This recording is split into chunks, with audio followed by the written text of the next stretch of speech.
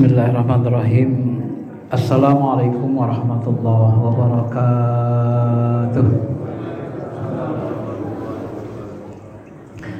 Alhamdulillahi wahdah la syarikalah wa anna Muhammadan abduhu wa rasuluh. Allahumma salli ala habibina syafi'ina Muhammadin wa ala alihi wa sahbihi ajma'in, amma ba'd. Bapak Ibu yang dirahmati Allah, mari sama-sama kita mensyukuri segala nikmat Allah, baik nikmat yang tampak zahir oleh mata kita seperti kesehatan, kelapangan waktu, termasuk nikmat harta kekayaan, dan Allah mudahkan kita dalam mencari penghidupan, terutama lagi nikmat-nikmat yang batin, nikmat keimanan, ringan langkah kita untuk beribadah, beramal soleh. Mudah-mudahan dengan kita mensyukurinya, Allah kekalkan diri kita dalam keimanan, ketakwaan, dan nanti mudah-mudahan kita akan dijemput atau diundang dalam keadaan husnul khatimah. Amin amin ya rabbal alamin. Bapak Ibu yang dirahmati Allah, tema yang akan saya bahas adalah berkaitan tentang Lailatul Qadar.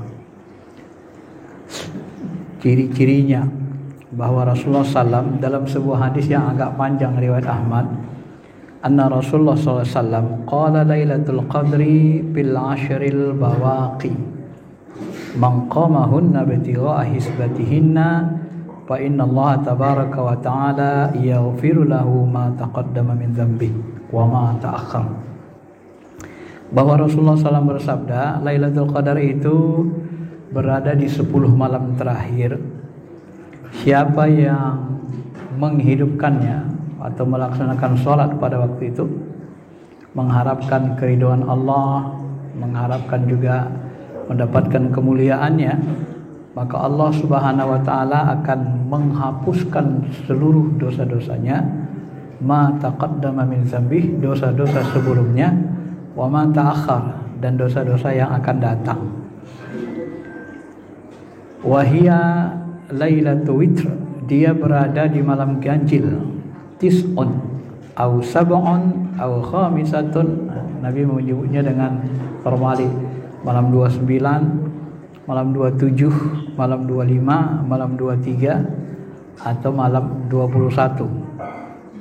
Wa qala Rasulullah SAW, dan beliau bersabda, inna amarata Lailatul Qadri annaha safiyatun baljatun.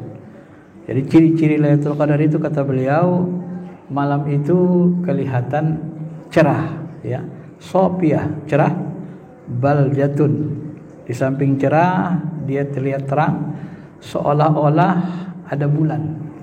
Jadi malam itu kelihatan seperti bulan purnama, ada bulan, ya, agak terang dia, tapi sebenarnya bulan kan di ujung-ujung bulan itu kan bulan sudah redup, gitu ya. Tapi seperti ada bulan, karena kelihatan cerah. Ka'anna fiha qamarun sati'an sakinatan sajiyatan. Seolah-olah ada bulan, kata beliau, malam itu tenang, tentram, nyaman terasa, ya, tidak dingin, la bardun wala harun, dan tidak hangat, tidak panas. Jadi suasananya tenang, tidak terlalu dingin, tidak juga panas, tidak terik. Pada malam hari itu tidak dihalalkan dilemparkannya bintang. Jadi tidak ada meteor yang sebagian ulama menyebut bintang di sini meteor itu tidak ada yang jatuh. Nah, diharamkan Allah Subhanahu wa taala. Kenapa? Karena untuk demi kemuliaan malam itu ditenangkan semua alam. Semesta ini seolah-olah diperintahkan untuk tenang, nyaman, gitu ya. Sampai pagi harinya. Sesungguhnya tanda Lailatul Qadar adalah matahari. Kalau tanda lainnya matahari, kata beliau, di pagi harinya terbit dengan indah, tidak bersinar kuat. Jadi cahayanya itu tidak kuat, tidak panas terik, gitu ya. Seperti bulan purnama. Jadi cahayanya itu agak meredup seperti cahaya bulan purnama mataharinya. Dan tidak pula dihalalkan bagi setan untuk keluar bersama matahari. Nah, dalam hadis lain disebut kita diharamkan sholat ketika matahari terbit, karena matahari itu terbit bersamaan dengan hadirnya setan, gitu ya. Maka penyembah matahari itu salah satu juga konotasinya penyembah setan. Dari situlah nanti kita diharamkan sholat persis ketika terbit matahari. Maka sholat syuruk itu ditunggu 5-10 menit lah, 10 menit baru kita sholat. Tidak boleh pas terbit itu gitu. Dan di malam Lailatul Qadar pagi harinya setan tidak dibolehkan untuk ikut serta dengan terbitnya matahari. Kemudian dalam hadis yang lain Nabi katakan, Lailatul Qadr lailatun samhatun talaqatun la haratan wala baridatan tusbihus samsu sabihatuha du'aifatun khamara. Ini ada sedikit tambahan dalam hadis lain, hadis riwayat At-Tayalisi dan Baihaqi. Lailatul Qadar itu malamnya penuh kemudahan, kebaikan, tak begitu panas, tak dingin pada matahari. Pada pagi harinya matahari bersinar begitu cerah dan tampak kemerah-merahan, humara. Di sini ada tambahan, tampak kemerah-merahan. Ya, jadi matahari terbit mirip seperti bulan, tidak menyengat sinar cahayanya. Bila alamati au bil ayah, tanda lain kata beliau dikabarkan, yaitu matahari terbit di pagi harinya tanpa sinar yang terik. Ini penguat aja. Ya.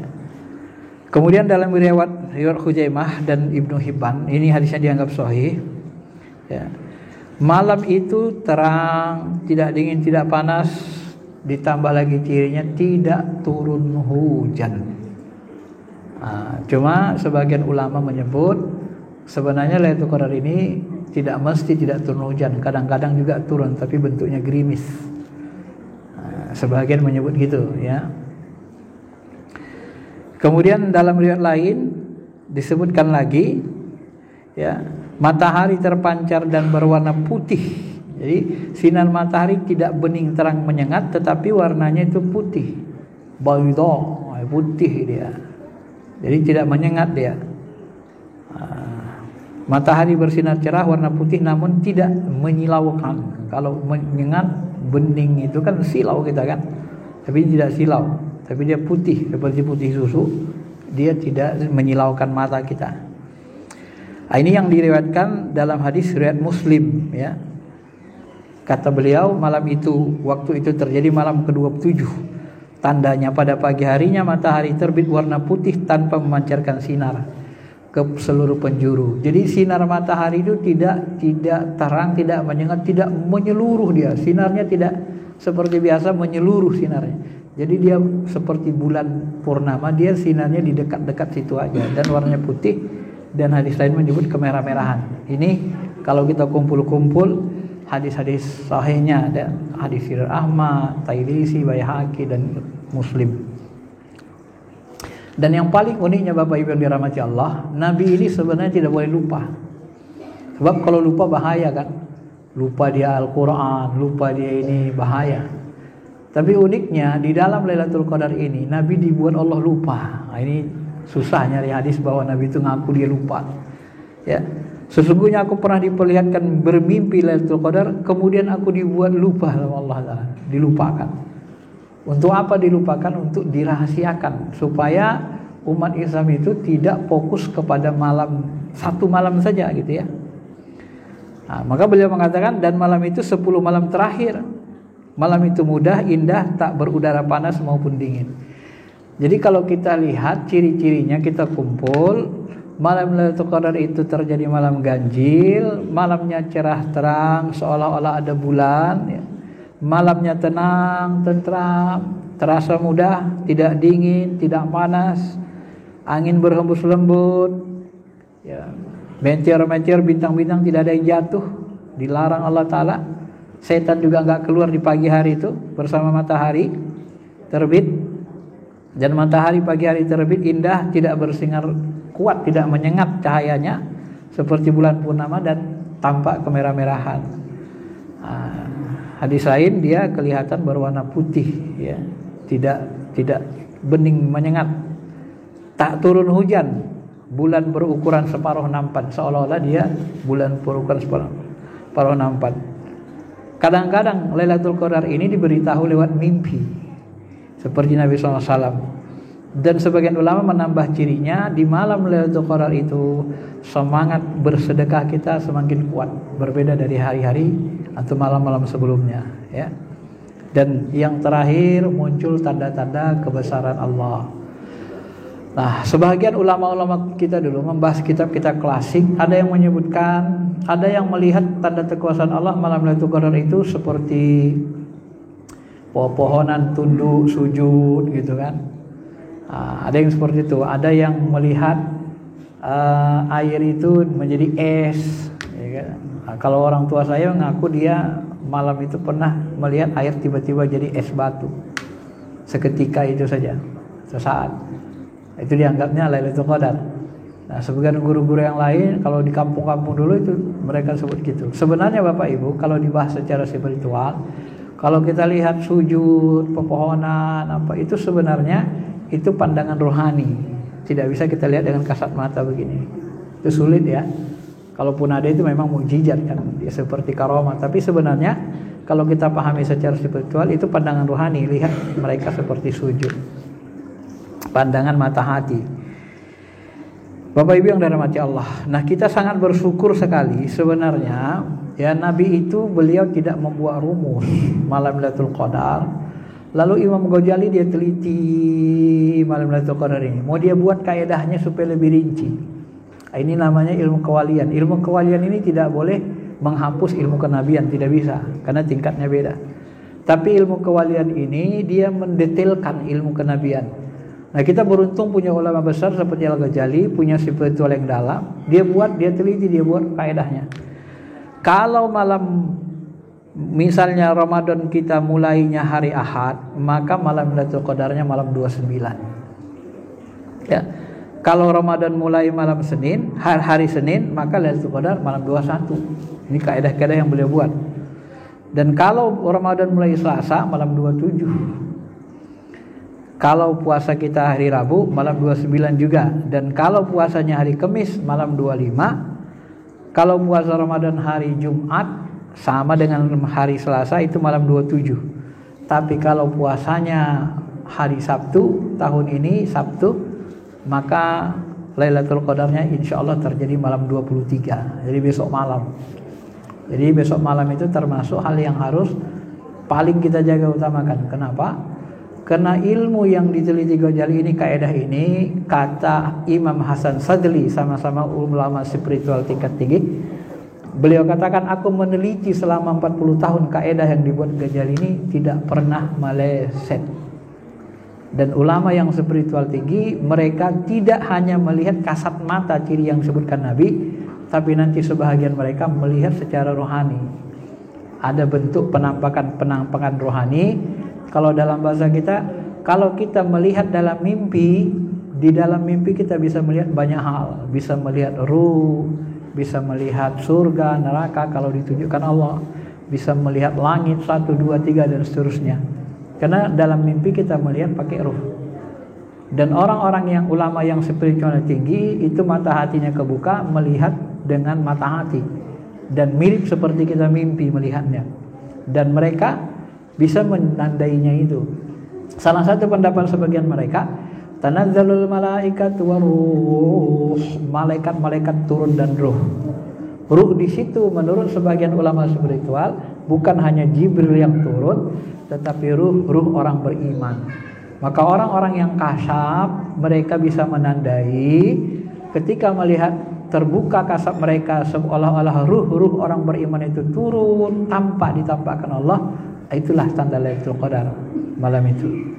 Dan puncak Lailatul Qadar biasanya berada di sepertiga malam terakhir, jam 12, jam 1, jam 2. Dan mayoritas ulama mengatakan malam Lailatul Qadar itu bermula dari malamnya. Kapan jatuh malam? Ketika maghrib. Maka kalau kita itikaf dari maghrib sampai isya saja malam 23 itu, misalnya Lailatul Qadar besok, itu kita sudah dapat Lailatul Qadar, tapi tidak di puncaknya. Ya, ini menurut pemahaman ulama. Dan saya bersama sebahagian guru-guru spiritual dan kawan-kawan mencoba juga menganalisis, membuktikan teori Ghazali ini. Ternyata hampir tidak pernah meleset.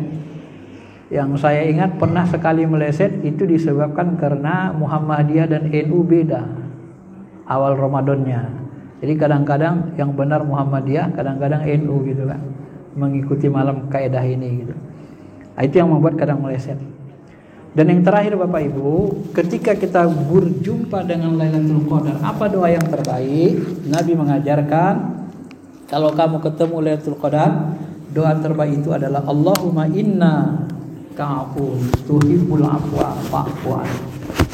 Ya Allah, Engkau Maha Pemaaf, Maha Pengampun, ampuni aku, maafkan aku. Kalau kita munculkan pertanyaan, kenapa malam Lailatul Qadar doa ini yang terbaik? Kenapa enggak doa lain minta rezeki macam-macam? Dalam hadis lain disebut Bapak Ibu, tidak ada yang paling membahagiakan seorang hamba ketika di hari hisab bertemu dengan Allah kecuali dia mendengar firman Allah, wahai hambaku, engkau telah kuampuni, kumaafkan. Sebab kalau sudah diampuni, dimaafkan, kita akan bahagia sebahagia-bahagianya dan kita tidak akan pernah bisa masuk neraka lagi. Kenapa? Yang membuat masuk neraka adalah dosa-dosa. Dan apabila dosa-dosa diampuni, maka bahagialah qalbu kita sebahagia-bahagianya. Itulah momen yang paling bahagia di akhirat, kata Nabi SAW, ketika kita diampuni Allah Subhanahu Wa Taala. Dan memang dalam kehidupan ini, kata Syekh Abdul Qadir Jilani, yang membuat kita susah, resah, gelisah itu adalah dosa. Kalau kita bersih dari dosa, maka qalbu kita akan tenang, bahagia, nyaman terus. Tapi kalau banyak dosa, maka dia selalu mengalami kesusahan dan kadang-kadang menemukan kesulitan dan seterusnya. Mudah-mudahan bisa dipahami dan mudah-mudahan kita bisa mengamalkannya.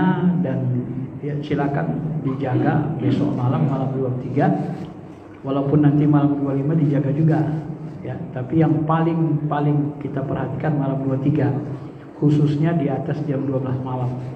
Suasana nanti akan kita lihat biasanya sangat tenang, nyaman, nikmat, berbeda dari sebelum-sebelumnya. Terima kasih. Assalamualaikum warahmatullahi wabarakatuh.